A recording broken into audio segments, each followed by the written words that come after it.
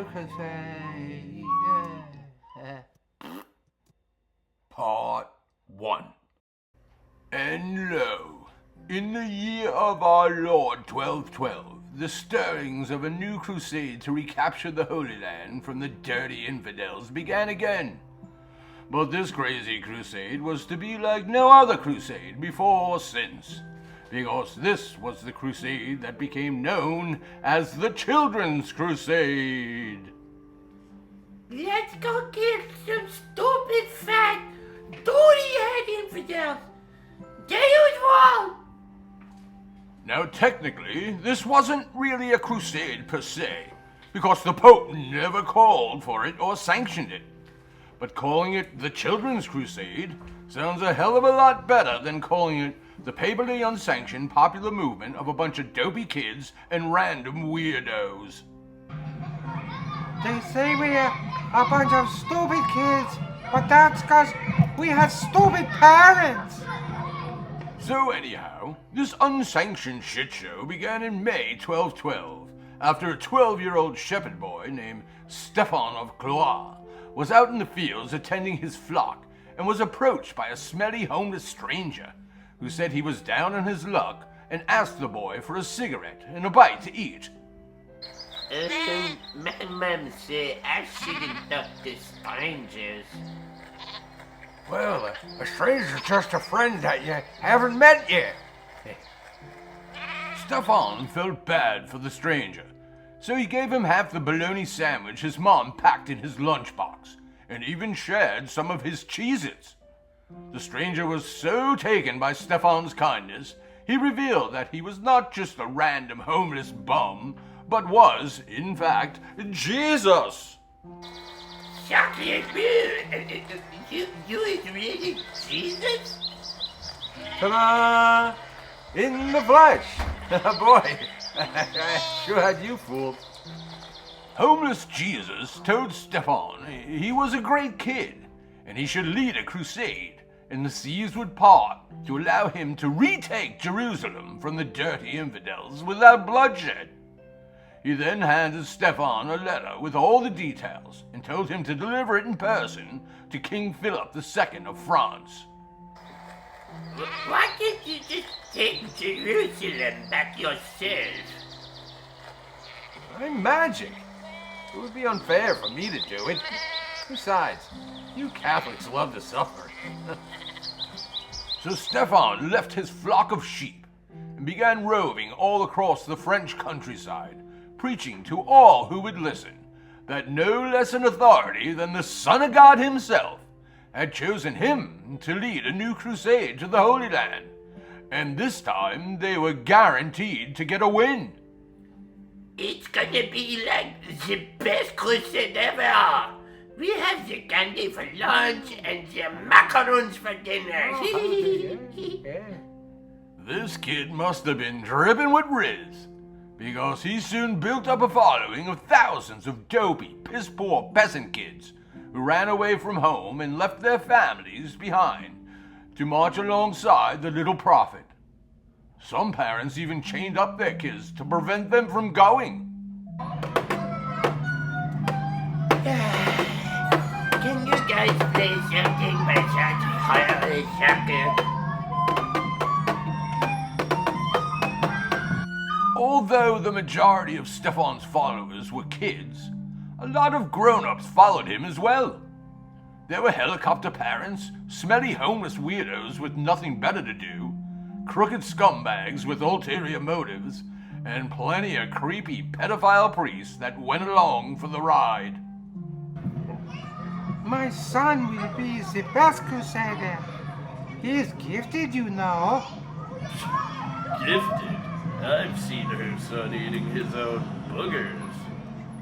Is this where we signed the kids up for Little League? After about a month of roaming around and preaching to the masses, Stefan had built up a following of 30,000 or so fervent kids and kooky adults that were raring to go to the Holy Land and take back Jerusalem in the name of Christianity. But first they had to deliver Jesus' letter to King Philip II and began marching en masse to his royal court in Saint-Denis. Oh, I candy. I got your whole bag in my white van. Why is that man's creamy hanging out of his pants? When Stefan and his band of Kid Crusaders arrived in Saint Denis, they demanded an audience with French King Philip II, even though King Philip thought it was all a prank being played on him by the Holy Roman Emperor. He met with Stefan anyway, and heard his stories of the miracle he witnessed, and read the purported letter from Jesus. Is this a joke? The Holy Roman Emperor sent you, didn't he? Huh? No joke, I swear. Jesus gave me that letter, and they signed it in ink.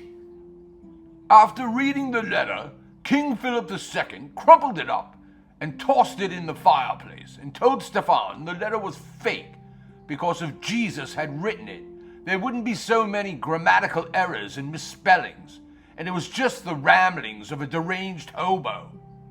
Philip then bum-rushed the kids out of his palace because he said he had important king stuff to do and didn't have time to waste on a bunch of misguided, dopey children.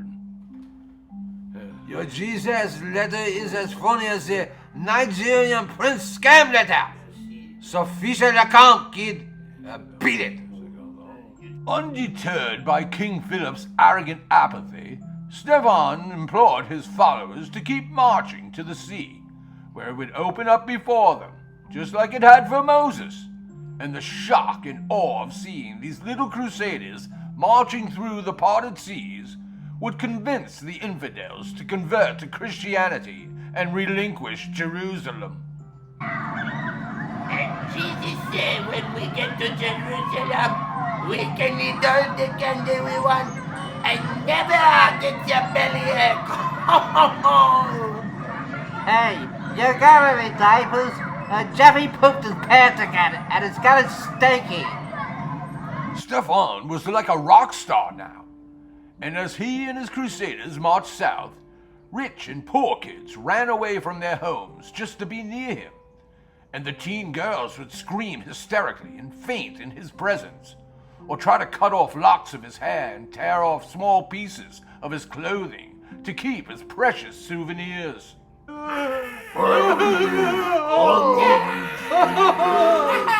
my god! Oh my god! Stefan! Oh my